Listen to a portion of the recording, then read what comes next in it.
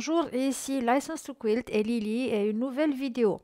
Une vidéo dont je vous devais depuis longtemps parce que j'avais cessé de suivre ma série outils de patchwork. Et donc, si je me rappelle bien, dans le dernier épisode que j'avais fait sur ça, j'avais dit le prochain épisode va être avec les outils de coupe. Voilà, il est là, cet épisode. Voici ma table avec les outils de coupe que moi j'utilise le plus fréquemment. Ça a l'air bizarre comme ça peut faire peur. C'est pas une table de torture, c'est mes instruments de coupe des tissus. Attention. Ok, donc ce sont ceux que j'utilise moi. Maintenant, il y en a des quilters qui vont vous montrer d'autres instruments de coupe. C'est très bien. Chacun utilise ceux qui lui vont le mieux et avec lesquels sa main, son cerveau se débrouille le mieux. Donc, bien sûr, j'ai des ciseaux. On va commencer avec ça. Il y a des grands ciseaux comme celui-là pour couper des grands bouts de tissu. Je les utilise rarement, les ciseaux, pour couper les blocs, attention, mais je m'en sers pour couper des bouts de tissu, des gros morceaux de tissu qu'après je vais régulariser et je vais couper avec la règle et le cutter. À part ce grand ciseau qui est le plus grand que j'ai pas plus grand que ça, il y a les ciseaux de couturière que vous connaissez tous, ils sont plus petits et ils ont cette forme-là qui est adaptée à la coupe de tissu. Quand on met le ciseau sur la table, il est quasiment horizontal, donc il va tout droit dans le tissu. Après, ce que j'ai ici, ne soyez pas étonnés, ça c'est un ciseau gynécologique. Oui, j'ai mis la main dessus. Vous observez son bout, sa pointe là. Et c'est le ciseau qui coupe les fils des stérilés. Bon, moi je l'ai pour couper des fils de broderie, donc qui sont très fins et très petits. Par exemple, dans la machine à broderie, des fois dans le cerceau, c'est difficile d'accéder à cause du pied de biche. Et donc je vais avec ce ciseau-là qui est long pour arriver au stérilet. Vous voyez ce que je veux dire, les dames? Et donc j'arrive à couper mes fils qui sont éloignés de moi. Après, on a le ciseau crainteur. Celui-là, il n'y a pas de secret, hein. Celui-là fait des craintes. Hein, voilà. Qui coupe les tissus en zigzag pour éviter qu'ils s'effilochent. Celle-ci, c'est une autre paire de ciseaux, comme l'autre, la noire, mais en plus petit. Ça, c'est un ciseau indispensable. C'est un ciseau qui s'appelle canard, parce que, je ne sais pas pourquoi les Américains l'appellent comme ça, le duck scissor, parce qu'il a la forme d'un canard ici. Celui-là, il est indispensable pour tout ce qui est travail d'appliquer. Hein. Et vous verrez pourquoi quand on arrivera à ce moment-là, mais observez sa forme. Il est aussi, donc ici, tout est en angle. Quand on met le ciseau sur le tissu, il est plat et donc on découpe facilement autour d'un appliqué. Ici, j'ai des ciseaux qui ne sont pas vraiment des ciseaux, c'est des ciseaux pour arriver aussi à couper dans des endroits difficiles ou, pareil que le ciseau de couturière, pour aller découper des grands morceaux avec des lames qui sont horizontales à la planche de découpe. Et c'est surtout pour des tissus épais, en plusieurs couches. Hein. Après, j'ai la même variante, presque la même variante, mais en plus petit. Avec celle-ci, j'ai fait les rag quilt que je vous ai montré. Donc, pour couper des tissus épais, vous voyez l'épaisseur de la lame. Et qui sont, ou alors des plusieurs couches. Moi, dans les rag quilt, j'ai plusieurs couches que je dois couper comme ça tous les centimètres. Ça, c'est un ciseau normal. Je l'utilise surtout pour découper mes patrons en papier. Donc, c'est pas grand-chose. Après, ça, c'est un ciseau aussi pour découper des fils, des papiers. Attention, jamais utiliser les ciseaux pour les tissus, comme par exemple celui-là, le ciseau de couturière pour couper du papier. Ça va vous abîmer le ciseau et vous allez le regretter. Après, on a des ciseaux qui viennent dans les machines à coudre. Ces deux-là, je les ai de mes machines Brother. Sont très utiles pour couper des petites choses ou même pour la broderie. Ainsi que ce ciseau Fiskars très petit avec les lames un petit peu encurvées. Voilà, ça c'est pour la broderie aussi. Donc ça, c'est les ciseaux que j'ai. Après, les cutters rotatifs, vous connaissez les cutters. Ça, c'est le grand cutter avec la lame de 60 mm. Donc, vous m'avez vu souvent travailler avec celui-là ou avec son petit frère qui est le petit cutter de 45 mm. Les 45 mm qui peuvent venir aussi dans cette forme-là, avec la tête pivotante. L'avantage est l'ergonomie de ce cutter-là, où on peut appuyer. Et puis, il fait encore autre chose, si j'arrive à faire. Il tourne la tête. Je pense que celui-là, il est bloqué. Je l'ai depuis des longues années. Il ne marche plus. Mais bon, toujours est-il qu'on peut bouger la tête. Je ne l'ai jamais ouvert, en fait. Les cutters de 45 Olfa. Après, ça, c'est un cutter pour couper des cercles. OK? Donc, ici, vous avez une aiguille et la lame est là. D'accord? Lame, aiguille. Cette aiguille-là, c'est comme pour les compas. On l'enfonce dans le tissu et on coupe des cercles. OK? Donc, ça, c'est le cutter circulaire. Et après, on a le plus petit cutter rotatif, celui de 28 mm. On l'utilise quand on a à couper des courbes ou alors dans des endroits très étroits et très difficiles. Le cutter chenille, vous le connaissez déjà parce qu'on a fait toute une vidéo avec. Après, ça, c'est des clippers, donc pour couper des fils surtout. Et sa variante plus petite et plus élégante, comme ça. Et enfin, les découseurs. Les découseurs qui peuvent être gros, si vous avez à découper des fils dans des jeans, des salopettes, des choses comme ça. Ou après, il y a des variantes plus longues et un petit peu plus fines, jusqu'au plus petit et plus fin de tous. Moi, j'en ai un comme ça dans mon sac à main. Où que je vais, il vient avec moi, on ne sait jamais. Donc, en règle générale, vous allez retrouver dans des trousses de couture qui sont vendues un peu partout, au moins le découseur et un ciseau. Ça, c'est la règle de base. Et enfin, le dernier cri dans la coupe, c'est les machines électroniques à découper, comme la mienne ici qui s'appelle, moi j'ai une Brother Scan & Cut, et je vais vous montrer une brève démonstration à quoi ça sert tout de suite. Cette machine, Brother Scan & Cut, coupe pour vous tout. C'est-à-dire que vous pouvez couper des blocs, carrément des blocs de patchwork. Vous pouvez couper des pièces d'appliqué. Vous pouvez couper le vinyle pour faire des décorations, comme par exemple, je vais vous montrer ce que j'ai fait moi pour stocker tous mes ciseaux dont je vous ai parlé tout à l'heure. J'avais ce panier en bois depuis longtemps.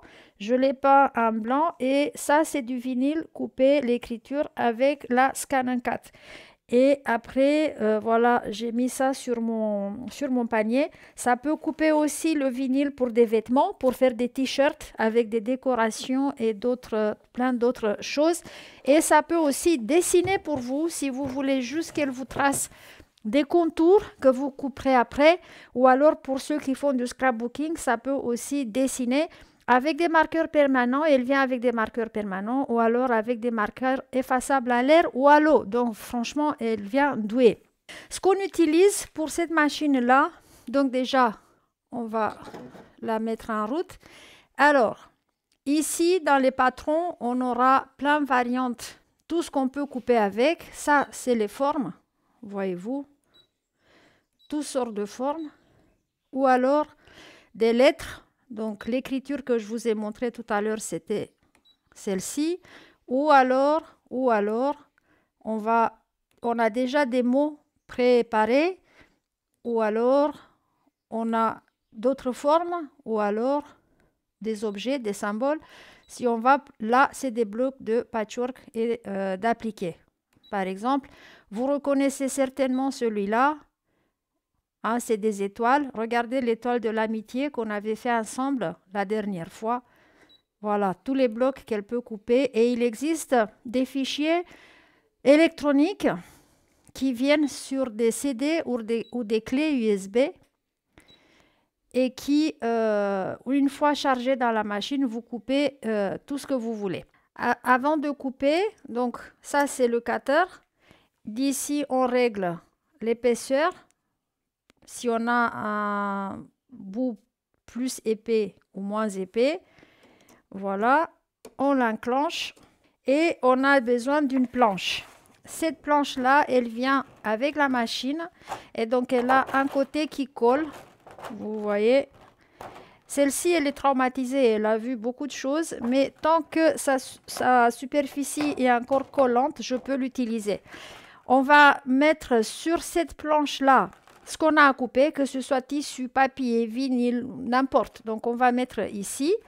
Et après, on va sélectionner le patron. Donc, je vais mettre un bout de tissu tout simple comme ça.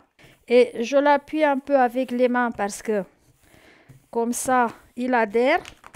Donc, celui-là, il colle. Et j'ai préparé un autre bout de tissu qui a du Heat and Bond sur son côté pour vous montrer un peu pour les appliquer. Donc, si je veux faire des appliqués, j'oublie pas de coller au fer à repasser déjà sur le dos du tissu le Heat and Bond. Ici, donc, je vais découper un bloc tout simple que je serai censée de le coudre après.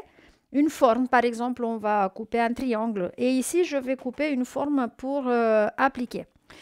Alors, avant de couper, je vais aller dans la configuration de la machine parce que là, quand j'ai coupé du vinyle avant, c'était trop épais, beaucoup plus épais que mon tissu. Je vais réduire un tout petit peu la pression de coupe, voilà, pour que ça ne transperce pas. Comme ma planche n'est pas remplie, si j'avais un seul tissu, j'aurais tout simplement choisi mon patron et j'aurais passé directement à l'étape de coupe. Mais comme elle n'est pas remplie et encore j'ai deux bouts de tissu dont je veux faire deux choses différentes, je vais d'abord scanner. Donc je vais d'abord charger ma planche. Ça c'est la première étape. Voilà. Là elle est enclenchée bien. Alors, donc, je vais déjà choisir. Qu'est-ce que je vais vouloir pour... Bon, on va aller dans les formes. Voilà. Tiens, un carré. Il a 10 cm sur 10 cm. Je pense qu'il a la place ici. OK. Donc, il va aller ici. Vous le voyez, c'est celui-là. Si je veux maintenant le modifier, je peux faire ça ici. Je peux l'agrandir ou je peux le diminuer, mais je vais le laisser à 10 sur 10. Une fois que je suis contente avec ça, je vais rajouter une forme d'appliqué. Et j'ai sélectionné celle-ci, voilà. Et je veux qu'elle soit en bas. Tout en bas. OK. Et après, je veux peut-être vérifier ses dimensions avant de couper. Voilà. Je touche ici et je vais voir. Elle a 10 cm sur 9. Je vais peut-être la faire un petit peu plus petite. Voilà. OK. OK. Et maintenant, pour être sûr, donc ça, c'est les deux formes que j'ai choisies. Pour être sûr de leur position sur mes tissus, je touche ça et ça va me scanner d'abord les tissus.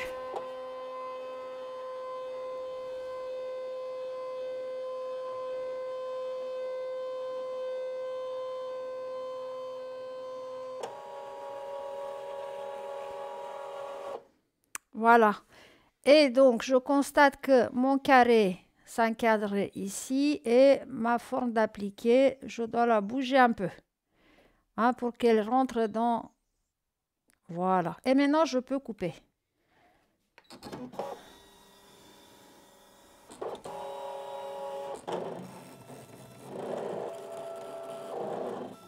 Oups.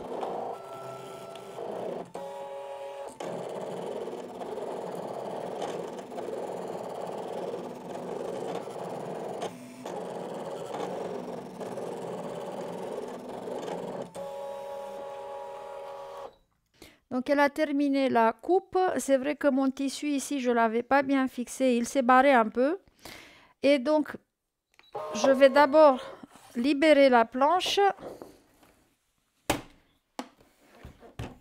Bon, c'est juste une démonstration rapide.